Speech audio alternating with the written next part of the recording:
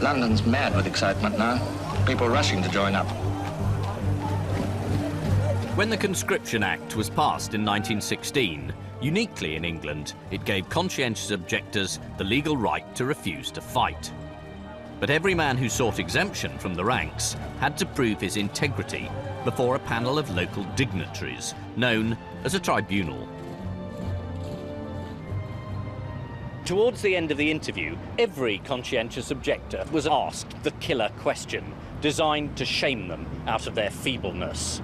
What would you do if a German soldier attacked your mother? Would you stand up and protect her, or would you let her be raped and killed? Some men cracked and admitted they'd do anything to protect their family. Other men said it was an unfair question. But amazingly, the most hard-line conscientious objectors said, yes, they would let their mother be killed rather than take another man's life. 26-year-old Bert Brocklesby was one of the very first men to apply for absolute exemption on conscientious grounds. He was the second of 4 sons, born to Hannah and John Brocklesby, a successful grocer in the town of Conisbrough, South Yorkshire.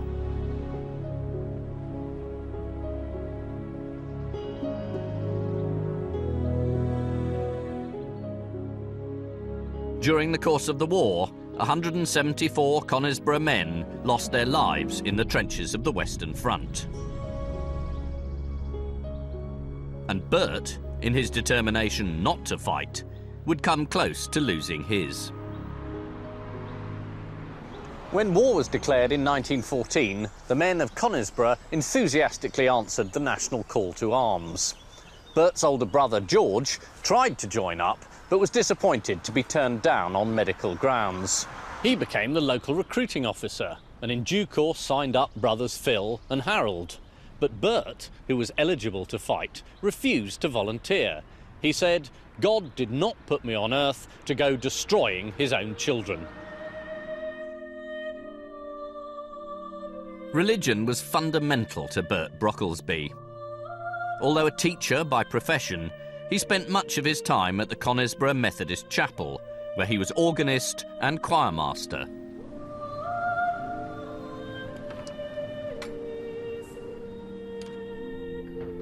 Bert was a popular member of the congregation, until, that is, he was invited to preach a sermon, and took the opportunity to make public his objection to the war. One evening in January 1915, Bert stood here and preached a sermon that would really challenge his congregation. These were people who believed they should live their lives in imitation of Christ. All right, he said, can you imagine Christ dressed in army uniform? No. Can you imagine Christ armed with a machine gun? Probably not. Can you imagine Christ bayoneting a German soldier? No. That picture, he said, is impossible, and we all know it. Bert's audience were simply stunned by his sermon. One member of the congregation dared to say what many of them were probably thinking. Bert's only preached it because he's too frightened to go himself. Bert was not invited to preach in Conisbrough again. Perhaps you wonder what I am. I will explain to you. My conscience is the only thing that helps to pull me through. The growing hostility towards the COs was captured in a popular song, the Conscientious Objectors' Lament. I don't object to fighting hands, but should hate them fighting me. Send out the army and the navy, send out the rank and file, send out my brother, my sister and my mother, but for God's sake don't send me. As the national mood hardened, Bert's family received a white feather in the post, the traditional symbol of cowardice. But despite the stigma, they stood by him. For Bert, Absolutism was not just a question of religious conviction. It was also a matter of individual liberty. Bert believed in the inalienable right of every Englishman to follow his conscience and not be bullied by government. An admirable sentiment, but one totally incompatible with military thinking.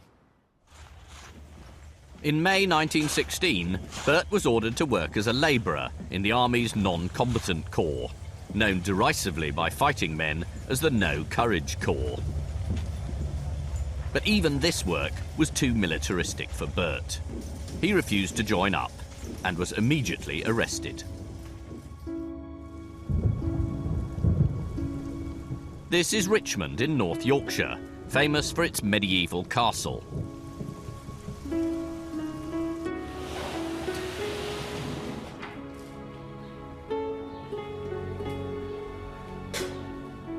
In 1916, the castle was used as a military prison, holding a group of 16 of the most determined conscientious objectors. Among them, Bert Brocklesby.